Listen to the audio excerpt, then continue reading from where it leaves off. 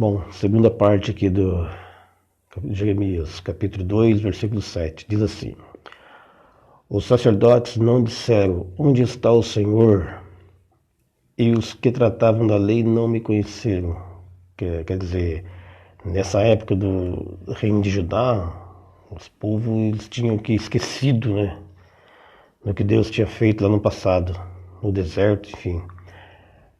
E os que tratavam da lei não me conheceram. Os pastores prevaricaram contra mim, os profetas profetizaram por Baal e andaram atrás de coisas de nenhum proveito. Portanto, ainda pleitearei convosco, diz o Senhor, e até com os filhos de vossos filhos pleitearei. Passarei as terras do mar de Chipre, vede, mandai mensageiros a Quedar, e atentai bem e vede se jamais sucedeu coisa semelhante. Houve alguma nação que trocasse os seus deuses, posto que não eram deuses? Todavia, o meu povo trocou a sua glória por aquilo que é de nenhum proveito. Porque dois males cometeu o meu povo. A mim me deixaram o manancial de águas vivas e cavaram cisternas, rotas que não retêm as águas.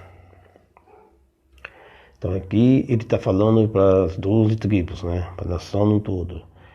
É importante a gente saber que aqui ele vai se apresentar para Jeremias e vai pedir para Jeremias ir falar para o povo, né?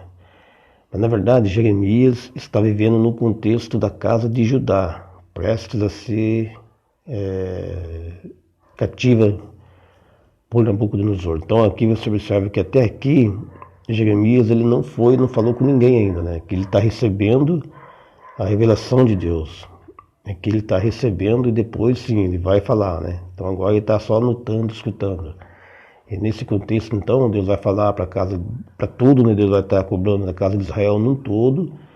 E hora ou outra ele pontua, ele faz divisão entre casa de Israel e casa de Judá, né? Mas na verdade ele estaria falando sobre tudo, né? Vamos lá. Acaso é Israel escravo ou servo nascido em casa?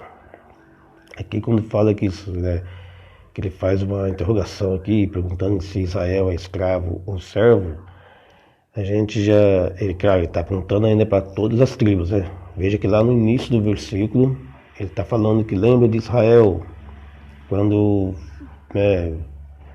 era noiva, sua juventude, né, que eu levei, te introduzi numa terra e tal. Então está tratando com a nação toda, né? E quando ele fala aqui sobre escravo, a gente precisa ter em mente aqui os dois filhos de Abraão, né? A gente tem que ter em mente o Ismael, qual era o escravo, né? Filho da escrava Agar, e o Isaac, né? Que era o filho livre e o filho que veio depois, né? O Ismael é o que veio primeiro, Isaac que veio depois, e a primogenitura vai cair sobre o que veio depois, não sobre o que veio antes. Então aqui, quando ele faz essa pergunta aqui, essa interrogação, acaso é Israel escravo ou servo nascido em casa? Então ele está querendo que a gente vá lá no contexto da família patriarcal e observe os filhos de Abraão, de Jacó também, né? De Isaac também, mas mais precisamente aqui os filhos de Abraão, onde originou ali. Por que, pois, veio a ser presa, né? Esses leões aqui do versículo 15, a gente sabe que aqui deixa eu ver aqui. Seriam os assírios, né? Então lá. Os assírios, os quais iriam invadir já teriam invadido a casa do norte. Acaso é Israel, os leões novos fugiram contra ele, levantaram a voz na terra, dele fizeram uma desolação. Interessante, né? Porque aqui Deus ele estava falando com Jeremias sobre o que ele iria falar. E a gente precisa prestar atenção para a gente saber aquilo que é a fala de Deus e aquilo que que seria uma linguagem profética, né? É que talvez seria aqui a dispersão da casa de Israel, quando ele fala aqui, os homens novos rugiram contra ele, levantaram a voz da terra, dele fizeram uma a desolação.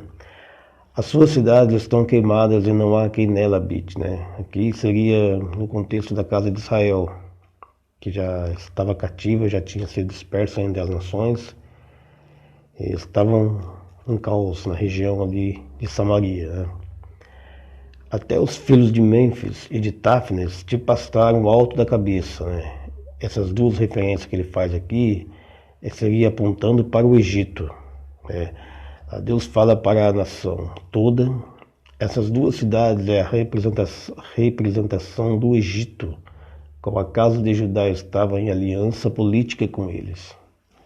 Nessa época, contexto histórico, a casa de Judá tinha feito aliança com o Egito, então o Egito tinha que pegado tudo dessa casa, como se ele raspasse, né, a cabeça deles, né, e pegasse tudo, coisa que Deus não aprovara. Depois Deus frisa que isso ocorreu porque a nação toda, né, 12 tribos, deixaram ele durante a caminhada no deserto, entendeu? Aqui ele fala sobre o contexto histórico, o que estava acontecendo, né? Também estou pesquisando essa parte melhor, mais a fundo. Então, ele vai citar essas duas cidades aqui, fazendo menção ao Egito. Pode ver que no versículo 17, olha lá. Acaso tudo isso não te sucedeu por haveres deixado o Senhor teu Deus quando te guiava pelo caminho? Então, o resultado deles ter deixado Deus resultou como eles ter fazer aliança com o Egito. Deus está querendo assim dizer. No versículo 18 ele fala assim, ó, agora pois que lucro terás indo ao Egito, né, para beberes a água do Nilo, ou indo à Síria para beberes as águas do Eufrates? Aqui eu estou fazendo ainda uma pesquisa, porque ele está apontando, né, a Síria e Egito, né? Então, quando Deus faz essa separação assim, com certeza é algo que ele está querendo mostrar. E talvez aqui ele está falando de ir ao Egito destinado à casa de Judá, né? Porque a casa de Judá, quando ela é tomada por Nabucodonosor, os que ficam ali, geralmente foram as classes mais pobres, quais ficaram ali, eles acabaram voltando para o Egito, novamente, e Jeremias foi junto, né? Porque, engraçado que eles vão consultar Jeremias, né? Vão pedir para Jeremias consultar Deus, e o que Deus falar para eles, eles vão obedecer, né? Eles vão falar, né? Essa é uma cena que se repete durante toda a trajetória, né? Isso aconteceu lá no passado, né? Eles consultavam Moisés, falavam que obedecer a Deus e acabavam não obedecendo. Os mandamentos foram assim. Deus falou, a nação toda ouviu, falou que ia fazer, obedecer e acabou por não obedecer, né? Sempre estiveram ligados com o Egito. E aqui foi da mesma coisa, né? Você chegar lá no capítulo 40 em diante, mais ou menos, a gente vai ver, né, depois que a casa de Judá é invadida, a gente vai ver que esse povo que fica vai pedir para que Jeremias consulte a Deus, que eles estão dispostos a obedecer. O que Deus falar, eles vão obedecer, eles falam, né? Mas nada disso, né? Deus vai falar para Jeremias, para eles escolherem a vida, né, ou a morte. Isso seria ainda antes do cativo. Permanecer com vida seria resultado de quem fosse cativo, que pelo menos ia ficar com vida lá em Babilônia, ao ponto que ir para o Egito ia significar a morte, né? Ia significar perder a vida. E Deus fala para eles ficar em Jerusalém, porque o Gedaías, que Nabucodonosor deixa, ele vai ter um bom contato com o povo. E o povo poderia plantar, colher, viver, né? Só que eles não não aceitam isso e eles voltam para o Egito novamente, né? Interessante, né?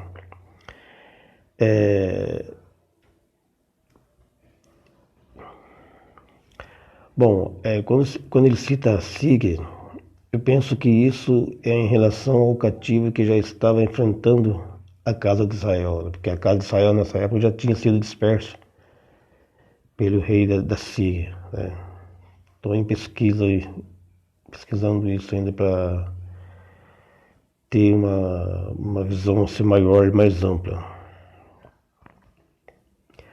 Bom, então aqui vai ser essa a segunda parte, né?